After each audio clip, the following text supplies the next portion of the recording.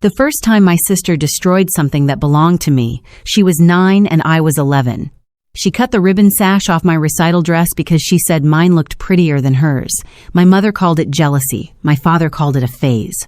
I was told to be understanding because Madison was sensitive, impulsive, emotional. That was the word they always used when they wanted me to swallow what she had done and smile while I did it. By the time I was 28, I knew the pattern so well I could see it forming before anyone else in the room. So when my sister raised her voice at my engagement party and said, "I'm pregnant and it's Ethan's baby," I did not scream. I did not throw my glass. I did not give anyone the scene they were waiting for. I just stood there with champagne in my hand and watched the room go silent. The string lights above the patio blurred for a second, not because I was about to cry, but because something inside me went cold so fast it felt physical. Madison stood in a pale blue dress with one hand on her stomach and tears already shining in her eyes, perfectly placed, perfectly timed. Beside me, Ethan's hand slipped from my waist. That told me more than his face did. "My name is Claire Bennett," I remember thinking, absurdly calm in that moment. "I'm 28 years old, and this is where they think I break." Madison started crying before anyone could ask a question. "It's been going on for months," she said. "We never meant to hurt you. We just fell in love." The guests shifted. Some looked shocked. Some looked embarrassed. A few looked interested in the hungry way people do when someone else's life catches fire in public. Then, exactly as I knew she would, my mother stepped toward Madison instead of me. "Claire, sweetheart," she said carefully, already using the tone she used when she wanted to manage me.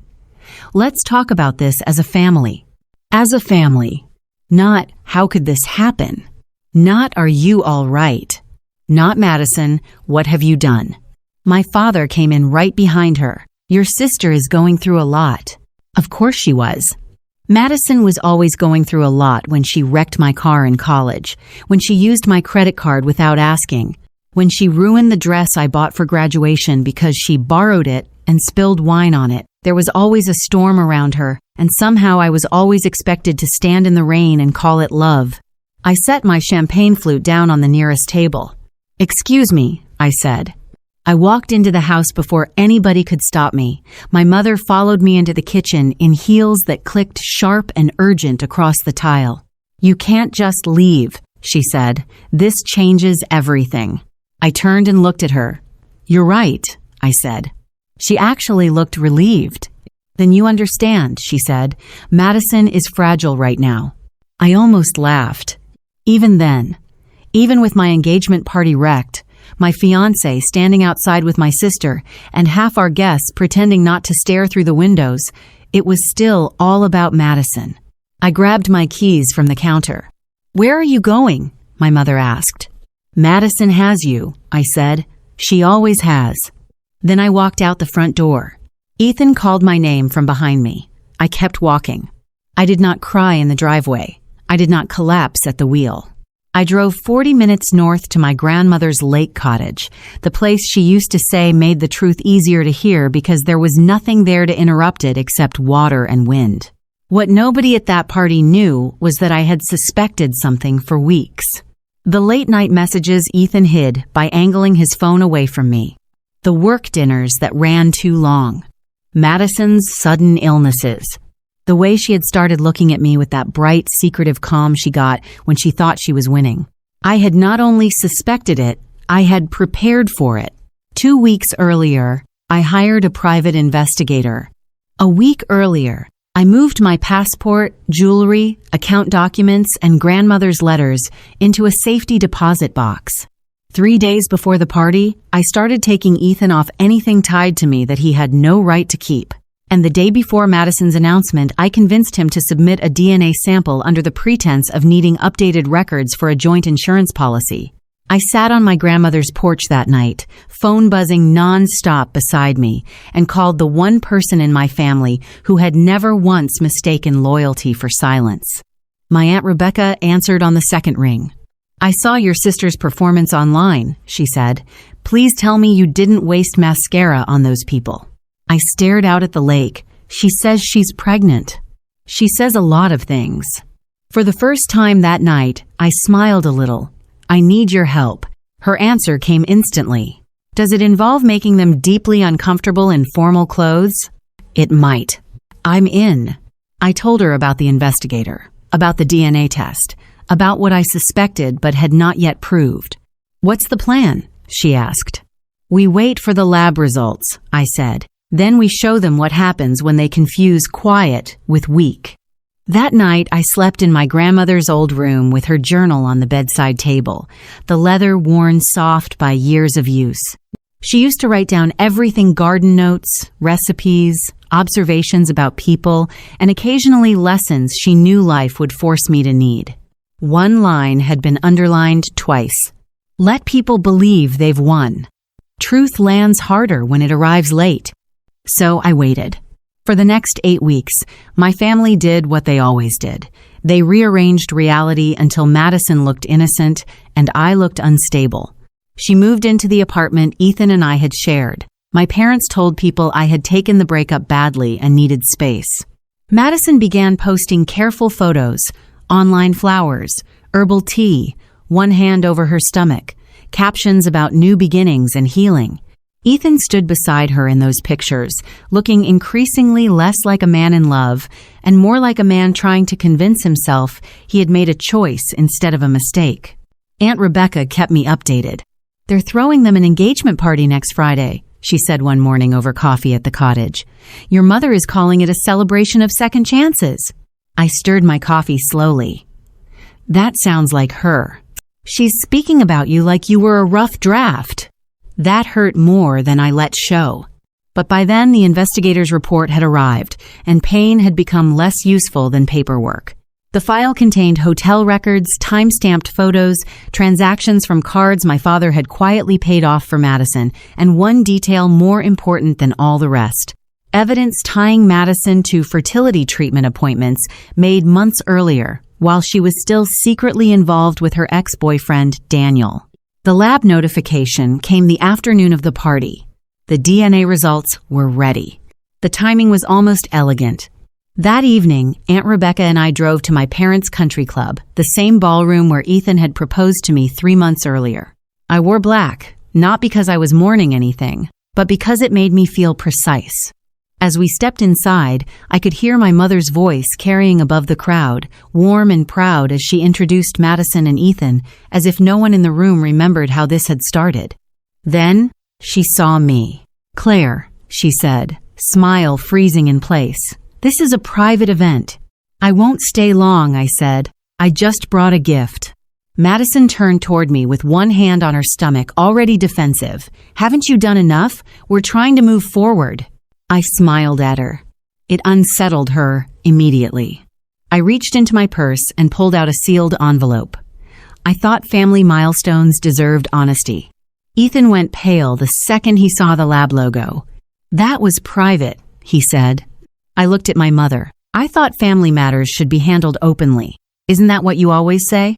My father stepped forward, jaw tight. "That's enough." "No," I said quietly. "Madison made a scene at my engagement party. I'm just finishing it." The room had gone still. Every conversation around us had thinned into silence. I opened the envelope. "These results show that Ethan cannot be the father of Madison's baby."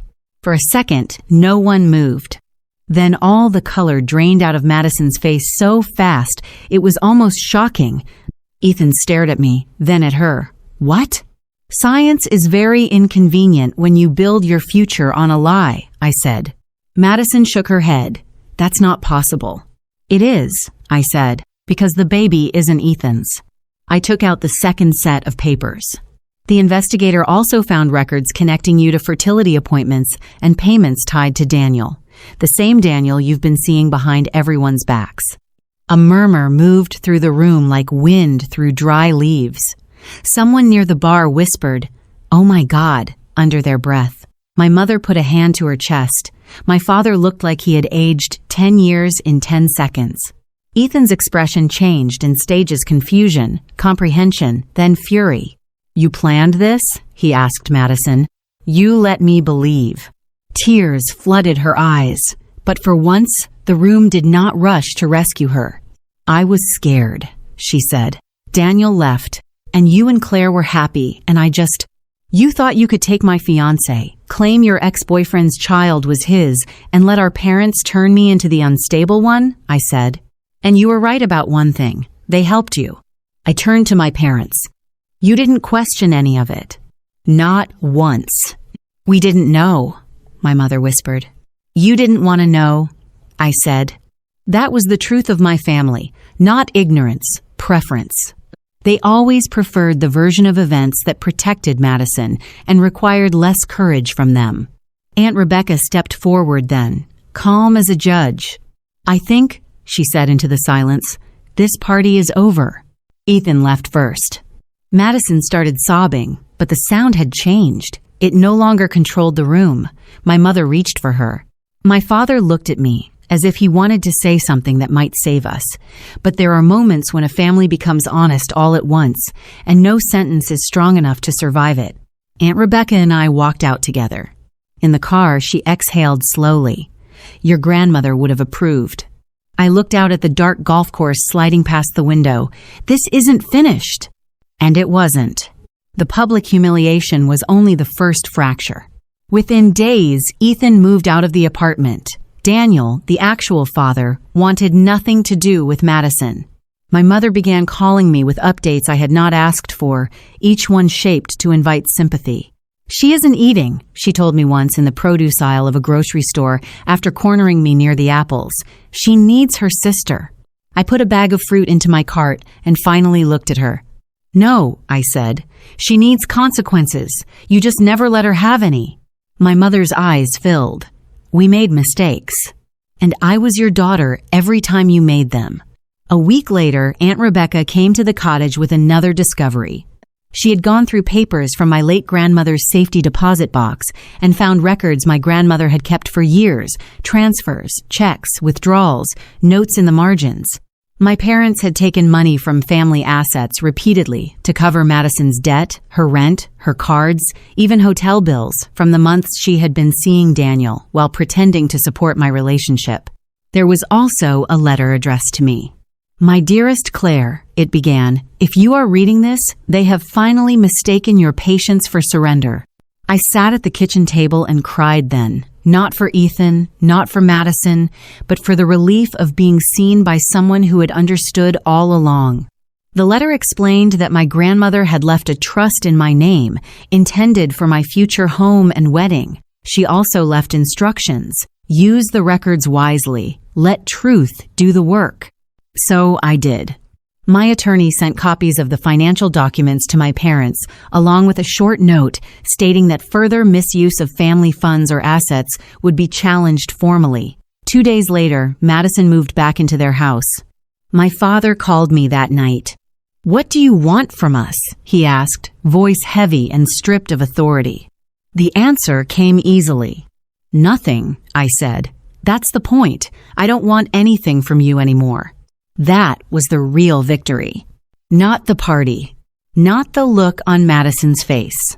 Not even Ethan learning too late what kind of woman he had chosen over me. Freedom was quieter than revenge, but it lasted longer. 6 months later, I sold my share of the family property and used the money, along with the trust my grandmother left me, to buy a small bookstore near the lake. It had creaky wood floors, tall front windows, and enough room in the back for a reading chair and a kettle. Aunt Rebecca helped me renovate it herself, swearing through most of the painting and singing through the rest. On opening day, she handed me my grandmother's journal, rebound in dark leather. Inside the cover, she had pressed a note. For Claire, who finally learned that the softest voice in the room can still be the final one. Madison still lives with my parents. Her child is due soon, or maybe already here by the time this story reaches someone else. Ethan moved across the country for work. Last month I got an invitation to his wedding. I sent it back unopened. Some chapters do not need closure. They need distance. Now, in the evenings, I sit on the porch behind the bookstore with tea in my hands and the lake turning gold in the sunset. And I think about how terrified I was the night Madison grabbed the center of my life and tried to make it hers. At the time, it felt like ruin. It wasn't. It was release. She did not destroy my life. She exposed the people who were never really holding it with care. And once I knew that, I stopped fighting to be chosen by people who were committed to misunderstanding me. That was the best revenge. Not taking everything from them, but finally taking myself back.